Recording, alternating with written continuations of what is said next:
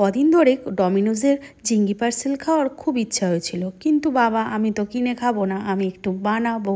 তাই আমার বরকে বলে দিলাম যে আজকে কিন্তু স্পেশাল কিছু করব। কি বানাবো ভগবান জানে, কিছু তো একটা হবে, চেষ্টা তো করি। তো দেখা যাক, প্রথমেই ঘরে যা সবজি থাকবে নিয়ে নেবে।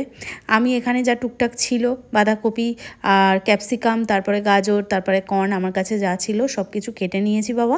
কেটে তারপরে কড়াইতে গরম তেলের মধ্যে ছেড়ে দিয়েছি তাদের। তারপরে দিয়ে দিয়েছি হচ্ছে oregano, chilli flakes, black pepper আর পেরি পেরি মশলা আর একটু ডার্ক সয়া সস।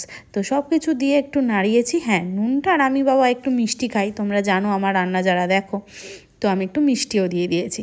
দিয়ে এইদিকে তো পুরটা রেডি হয়ে গেছে, এইবারে আমাকে ডোটা তৈরি করতে হবে। তো তার জন্য আমি একটু ইনস্ট্যান্ট ড্রাই ইস্ট আর একটু গুঁড়ো চিনি, তার মধ্যে দুধ দিয়ে রেখে দিয়েছি বেশ কিছুক্ষণ, যতক্ষণ না সেটা অ্যাক্টিভেট হচ্ছে। এইবার ঝটপট চলো ডোটা তৈরি করি। তার জন্য 2 কাপ ময়দা নিয়ে নিয়েছি। ময়দার মধ্যে নুন তো নিয়েইছি, আর চিনি একদমই দেবো না, কারণ ইস্টের মধ্যে যেহেতু চিনি আছে, একটু বেশি মিষ্টি হয়ে গেলে খেতে ভালো লাগবে না। ইতিমধ্যে কিন্তু টাপুর টুপুর বৃষ্টি শুরু হয়ে গেছে, আর আমার ইস্টও অ্যাক্টিভেট হয়ে গেছে। এইটাকে সোজা ঢেলে দিলাম আমার ময়দার মধ্যে, আর ভালো করে দলাই মলাই করে তাকে মাখলাম। হ্যাঁ, বেশি কিন্তু শক্ত করে মাখবে না, একটু নরম নরম রাখবে। আর যদি মনে হয় যে একটু জল দিতে হবে, জলটা দিতে পারো। আর তারপর একটু তেল দিয়ে আবার মাখা শুরু করলাম। মাখা তো শেষ হয়ে গেছে, এরপরে ঘিটা গ্রিস করে রেখে দিলাম অনেকক্ষণের জন্য, মোটামুটি 2 ঘন্টা রাখলে খুব ভালো। আর দেখতে পাচ্ছ আমি ফয়েল পেপার দিয়ে পুরো মুড়ে দিয়েছি, যাতে ভালো মতো একটু ফুলে ফেপে স্বাস্থ্যবান হয়ে যায় আমার ময়দাগুলো। আর এইখানে সসটা তৈরি করে নিয়েছি, যেটা করেছি হচ্ছে আমি পিৎজা পাস্তা সস নিয়েছি, মেয়োনিজ নিয়েছি, অরিগ্যানো নিয়েছি। এটা একটা সস তো হলো। আর একটা জিনিস তৈরি করতে হবে, সেটা হলো বাটারটাকে অরিগ্যানো দিয়ে আমি রেডি করে রাখলাম। এটা পরে কি করব সেটা তোমাদেরকে দেখাবো। তো আর এই দিকে তো দেখো আমার তো ডো বাবাজি পুরো ফুলের ঢোল হয়ে গেছে। তো সেইটাকে মারলাম একদম ঘুষি মেরে তাকে আবার একটুখানি দলাই মলাই করে এবার তাকে রেডি করব। এই ময়দাটা এত সফট হয় না, তোমাদের কি বলবো।